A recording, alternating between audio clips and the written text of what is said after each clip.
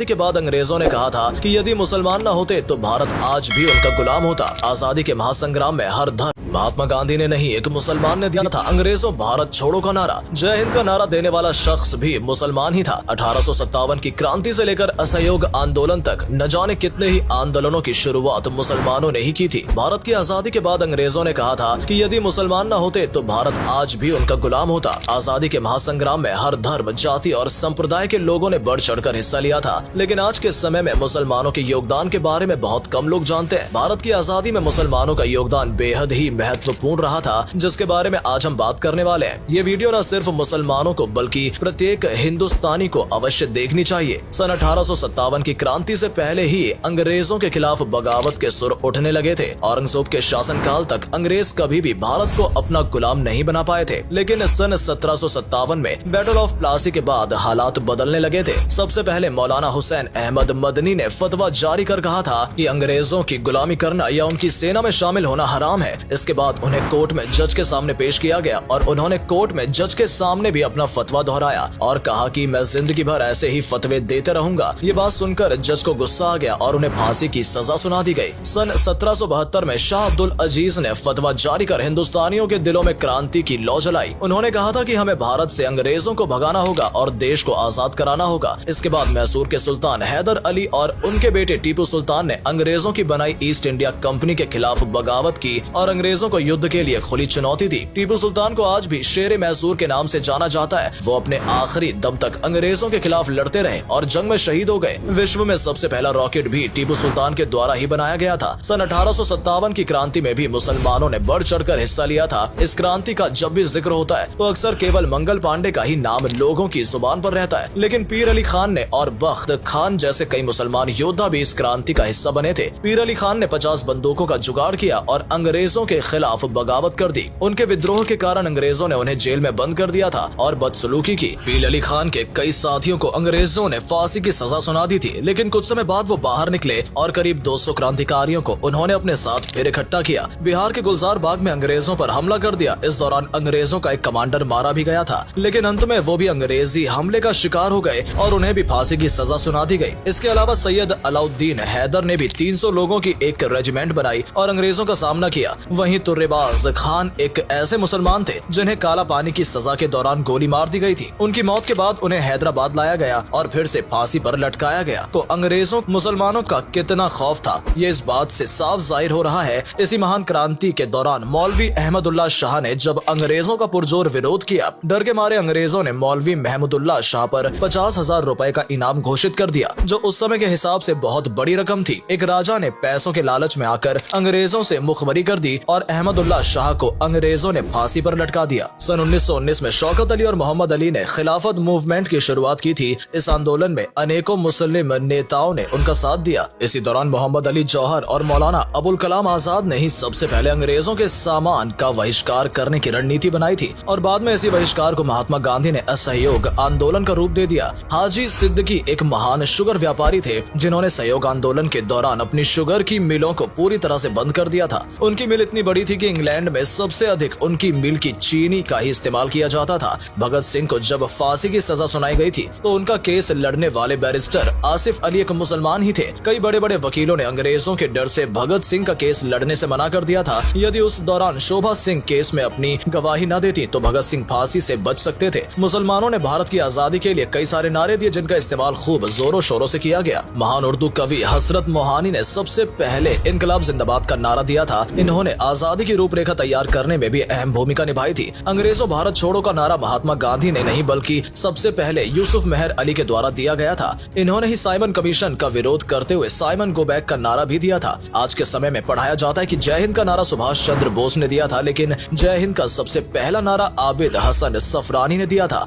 कानपुर के रहने वाले अजीमुल्ला खान ने सबसे पहले मादरे वतन भारत की जय का नारा दिया था। बाद में कुछ सांप्रदायिक लोगों ने इस नारे में माता शब्द जोड़ दिया था। अजीमुल्ला खान ने ही भारत के लिए राष्ट्रीय गीत लिखा था जिसके बोल कुछ इस प्रकार हैं। इसकी रूहानियत से रोशन है जग सारा, ऊपर बर्फीला पर्वत पहरेदार हमारा। इसके अलावा सारे जहां से अच्छा हिंदुस्तान हमारा जैसा शानदार गीत लिखने वाले प्रसिद्ध शायर मोहम्मद इकबाल भी एक मुसलमान ही थे। इतना ही नहीं, भारत के तिरंगे का जो स्वरूप आज हमें देखने को मिलता है उसे हैदराबाद की मुस्लिम महिला सुरैया तैयब जी ने ने के द्वारा तैयार किया गया था। इन्होंने पिंगली वेंकैया द्वारा डिजाइन किए गए शुरुआती तिरंगे में बदलाव कर चरखे की जगह बीच में अशोक चक्र बनाया था। सैयद शहनवाज अहमद कादरी की किताब लहू बोलता है में विस्तार से वर्णन किया गया है कि भारत की आजादी में मुसलमानों का कितना बड़ा योगदान रहा है। अंग्रेजों ने भारत के क्रांतिकारियों को सबक सिखाने के लिए काला पानी की जेल का निर्माण कराया था। इस जेल में सजा पाने वाले सबसे ज्यादा कैदी मुसलमान ही थे। बहुत से अन्य धर्म के लोगों ने इस सजा से बचने के लिए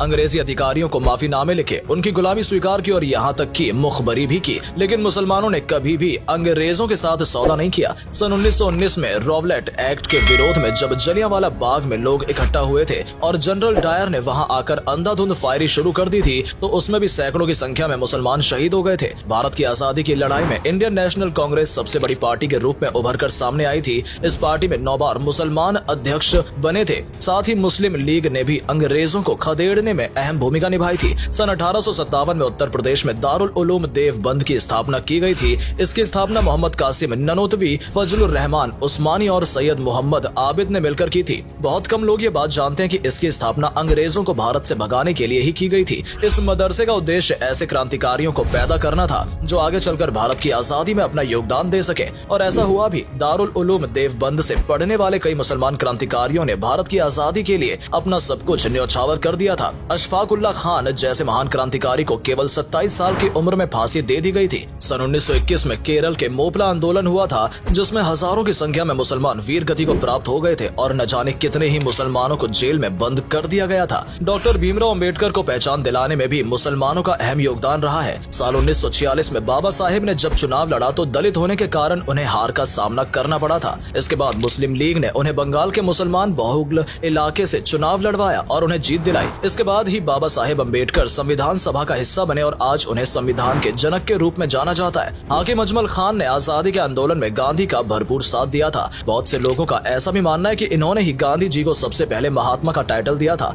आपको जानकर हैरानी होगी कि इस्लाम धर्म से प्रभावित होकर महात्मा गांधी के बेटे हरिलाल गांधी ने अपना धर्म बदलकर इस्लाम धर्म कबूल कर लिया था और अपना नाम भी अब्दुल्ला रख लिया था। दोस्तों, इसके अलावा भी न जाने कितने ही मुसलमानों ने भारत को आजाद कराने में अपना अमूल्य योगदान दिया है। जब जब जरूरत पड़ी है, मस्जिदों को किले की तरह इस्तेमाल किया गया है। मस्जिदों में रहते हुए ही बहुत से लोगों ने आजादी की जंग लड़ी। आज भारत जिस मुकाम पर खड़ा है, उसमें मुसलमानों का अहम योगदान रहा है। उम्मीद करते हैं कि आप भी मुसलमानों के अमूल्य योगदान के बारे में समझ गए होंगे। अगर आपको ये वीडियो अच्छी लगी हो और इससे कुछ नया सीखने को मिला हो तो इसे लाइक करें और अधिक से अधिक शेयर करें। आज के लिए इतना ही दोस्तों, आपसे फिर मिलेंगे एक नई वीडियो के साथ। तब तक के लिए धन्यवाद।